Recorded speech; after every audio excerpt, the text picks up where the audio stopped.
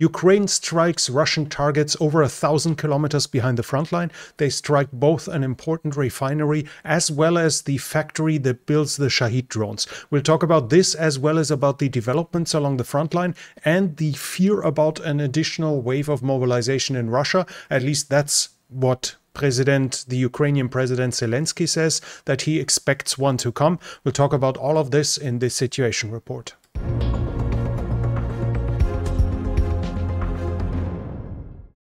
Ukraine has struck Russian targets in the Oblast of Tatarstan. As you can see, this is significantly further than Moscow.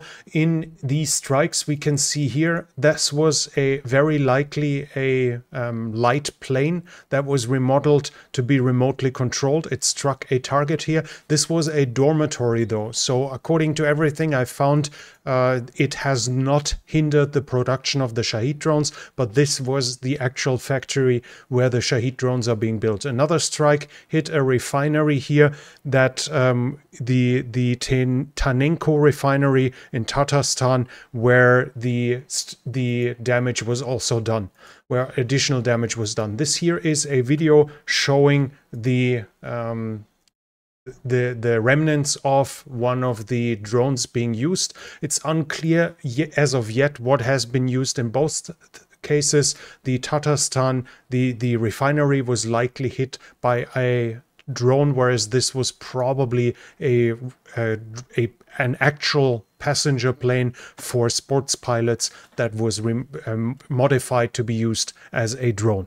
Reuters has now calculated that 14% of Russia's refining capacity is already out of action as of now. Obviously, that doesn't necessarily mean it can't be repaired within the next few days or weeks, but overall, the Ukrainian strikes against Russia have hit them seriously enough that it has become really unpleasant. This is also an example that we can see here. I'm sorry, this was meant to be here. We've seen it here. This is Riba. This is one of the big Russian propaganda outlets that show themselves where the strikes have hit Russian oil infrastructure on their own map, and they say that the prices are already going up in Russia, and this is increasingly becoming a problem for the Russian society, as obviously increased fuel prices mean increased costs for everything else outside of that. The Ukraine is, according to reports, using AI-powered drones for those attacks that use cameras and according to the ground pictures of the ground to reference where they are, which would basically make them invulnerable to GPS jamming, or at least far less would make GPS jamming far less problematic. And at the same time, electronic warfare is close to useless, as they don't necessarily need a connection with the Ukrainian command center itself while doing their strikes. Also in Yekaterinburg, a armaments factory has burned. The reason for that is unclear as of yet. I have not seen a proof that this was a Ukrainian strike in any ways.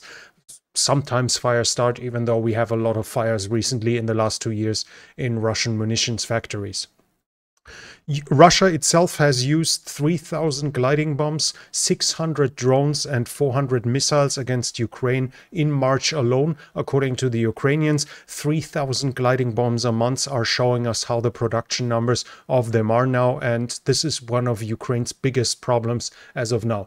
Those strikes have hit a lot of energy infrastructure. Here we see the command room of one of a big Ukrainian power plant that is looking like this now. So the repairs will take months, many months and years. I've read about certain power plants where they expect it to last at least 18 months until the power plant is back up. Obviously, the hydro plants might take even longer. Ukraine's energy infrastructure was hit really hard over the last few weeks, which will increase the problems Ukraine has.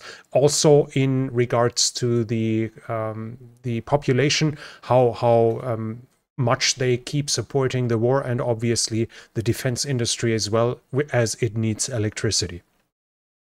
The Washington Post is saying that the US have even mentioned the Crocus Hall as a potential terror attack to the Russians, but still the guards in front of it, there was no sufficient protection for this target, despite the Americans supposedly having mentioned this specific place as a potential terror target. And by now it's has become knowledge that Iran itself also warned the Russians from a coming terrorist attack from ISIS-K, or the Islamic State Khorasan, as they themselves had been a victim of them just a few weeks earlier, and their intelligence has pointed to Russia as being the next target. Still, though, Russia has not reacted, has not prevented this, hasn't hardened the potential targets, and is currently blaming Ukraine as being the culprit. They even asked Ukraine to hand over the SBU head, the head of the intelligence agency, as they want to prosecute him for being responsible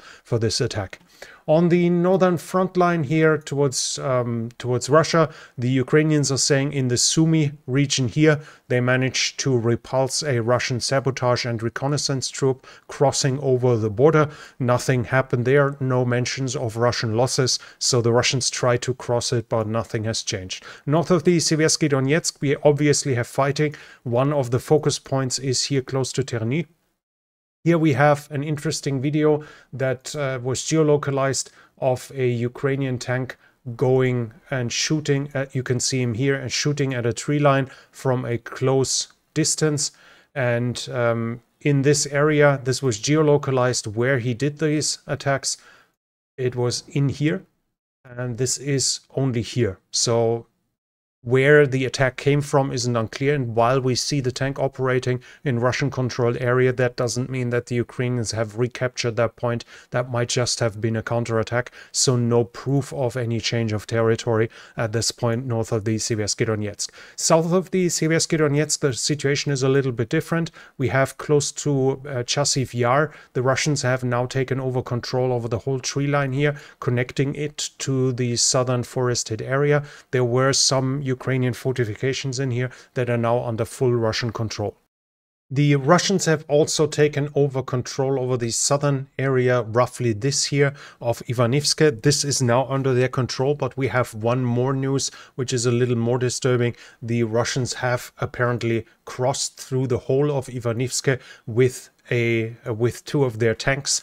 They were attacked then, they were repulsed and took damage, but this shows us that the Russians have been up until here, which means that Ivanivske is now, as we see here on the map, completely a contested area. There are some claims by the Russian that Ivanivske is taken now, but we've heard those claims in the past weeks, and so far it hasn't been true.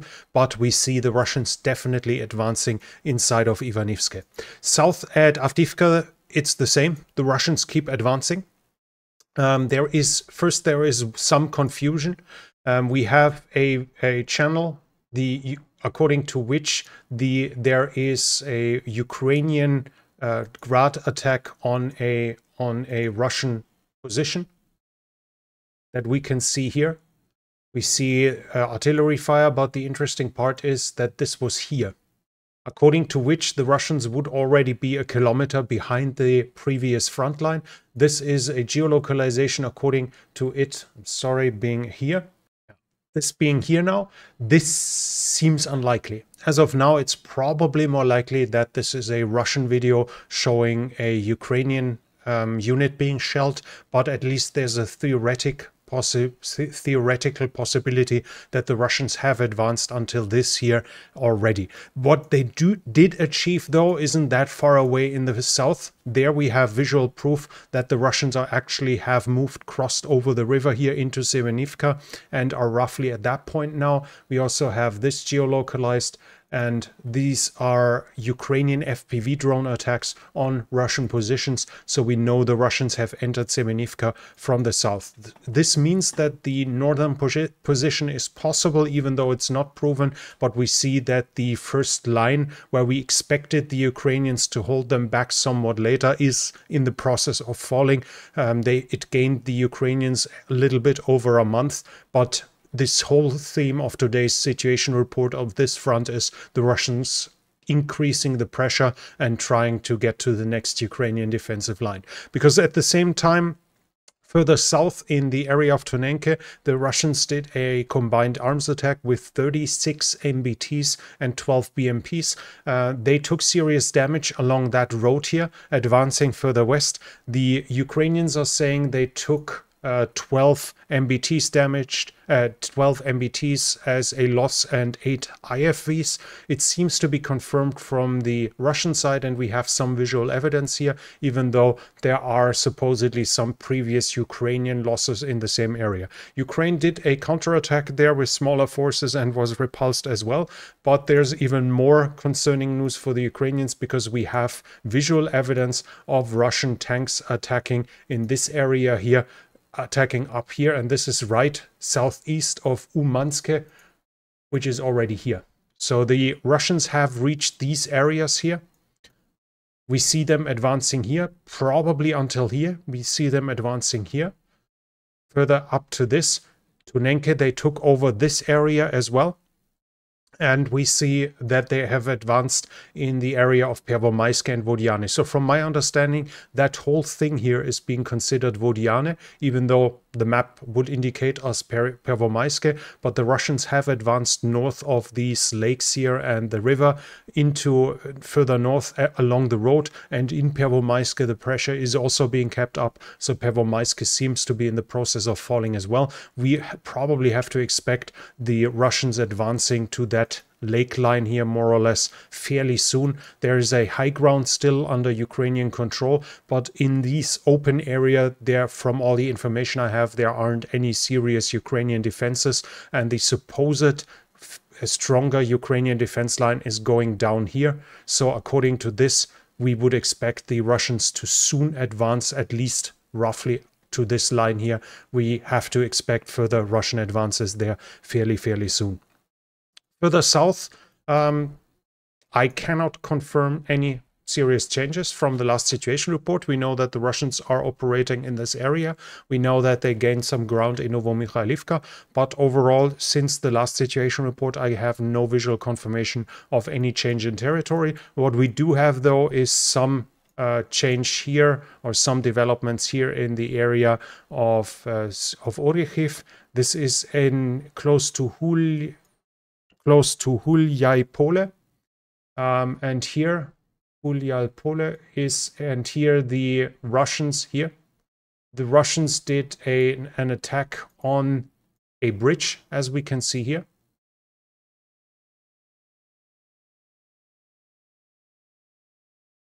You see the strike here with a gliding bomb. They hit the bridge itself, and these are the images from the bridge itself where it was struck. Now, striking this bridge makes sense, obviously, as it weakens the Ukrainian logistics, but the only reason to do this now seems to be that the Russians probably have the intention to advance in this area, or that they saw a Ukrainian buildup, as we haven't seen them striking these bridges here in the rear area recently, so we should probably expect some more activity in this area as well. From the Dnipro front, there are reports that the Russians might have gained a little ground in Krinky. Visually, I cannot confirm it, so as of this now, we can stop with the developments along the front line, as I do not have any additional changes to report. In sabotage and partisan activity, there's the report, the GUR, the Ukrainian military intelligence, said that they attacked a power distribution installation at Sevastopol, leading to blackouts in Sevastopol for a while. That this was a GUR mission. Whether it was done with drones or whether it was done with saboteurs on the ground is unknown.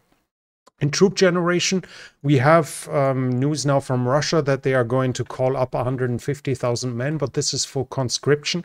And as of now, conscripts are not being used in the war outside of the Crimean Peninsula and outside of the northern front with Ukraine. 150,000 men are going to be called up, and this time the conscription goes up to 30, whereas in the past it has only been until 27, and last time in spring it was only 130,000. So we see that Russia is increasing its conscript pool at the same time as well by an additional 20,000 for this spring cycle. They have usually 2 cycles a year.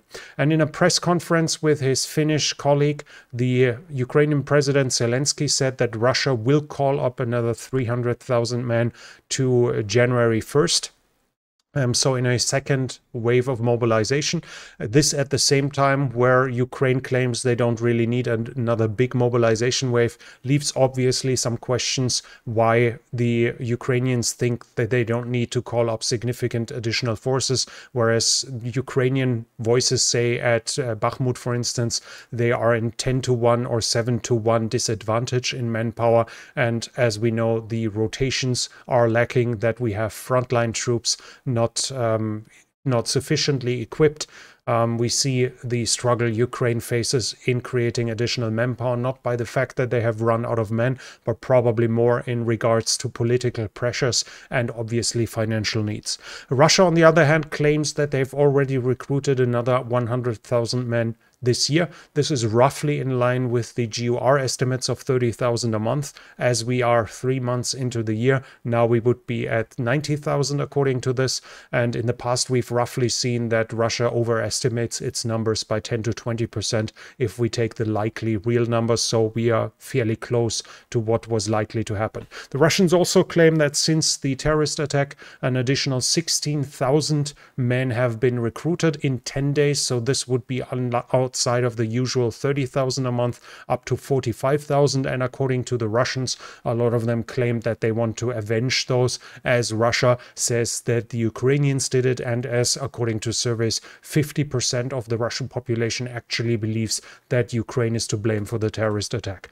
In the political sphere, we have something not directly connected to the Ukraine war, but an investigation by Der Spiegel, the German journal, the Insider, and 60 Minutes. The so-called Havana syndrome was an attack by the GUR. This led to injuries, probably through microwave attacks against diplomats and intelligence agency workers all over the world, mostly US ones.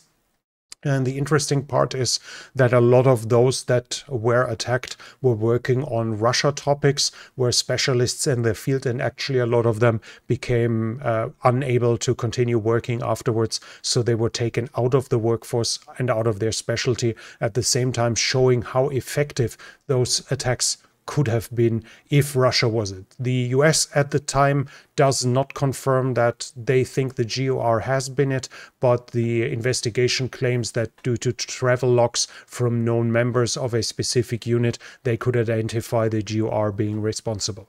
And in troop generation, Ukraine, we also have some news. Zelenskyy has now finally signed the law that will allow the mobilization of men from 25 upwards, unlike in the past it was 27. This was obviously also meant to save the younger generation from a mobilization, as this is still taking the bump from the World War II death, where they basically have a generation that had barely survived, and thus they barely have children. And this is every 20-25 years the Ukraine and Russia are facing a decline in their population before it increases again. Now it's being reduced to 25, but as said, as of now, the big mobilization that the Ukrainians probably should do are still not happening. As we can see, the Russians keep recruiting, and if Zelenskyy is right, they are going to call up another 300,000, and we need to be aware the later those are being called up in times of necessity, the fewer time they will have for training, for preparation. Less training, less preparation means higher losses, and at the same time, while they haven't been called up, other troops can't be rotated out of the front line, will suffer additional losses due to fatigue, mental or physical fatigue. And it also means that a lot of potential future trainers will be attrited at the same time. But then again, while this is very likely, the Ukrainians are well aware of that. At the same time, they're facing political, economic, and military constraints that stop them from calling up additional forces. Still though, Ukraine will get additional aid. France has declared it's going to give Ukraine additional Aster-30 surface-to-air missiles. Those are for the SAMPT air defense system that is really modern and good, and was given to to Ukraine by France, and they are saying that hundreds of armored vehicles will be given to Ukraine this year and next year. It's expected to be the VAB, an armored 4x4 that Ukraine already has and already has used, as the French are decommissioning those due to getting newer vehicles, but they are still of use. So Ukraine can expect hundreds of armored vehicles this year from France alone. Germany also sent additional equipment. Among it's additional ammunition for Leopard tanks, 40mm and 155. And we have the list here of what else they sent. For instance, new terrain tracked carrier Warthog, 5 of them, 9 command vehicles, additional Leopard 2A6 ammunition. We have fresh also coming in, an additional 18,000 155mm shells. We see additional reconnaissance drones being given. So Germany has created a new big package. A lot of it, though, is always with Germany. A lot of it is usually important, very important stuff, but not frontline stuff. So, for instance, we have an additional 6 mine clearing vehicles. We have bridge laying tanks, an additional 2 ones. We have 1 additional armored reconnaissance vehicle. We have 1 additional pioneering tanks, and we have an additional 9 mine plows. All of this important, but at the same time obviously not as sexy as a new MBT would be.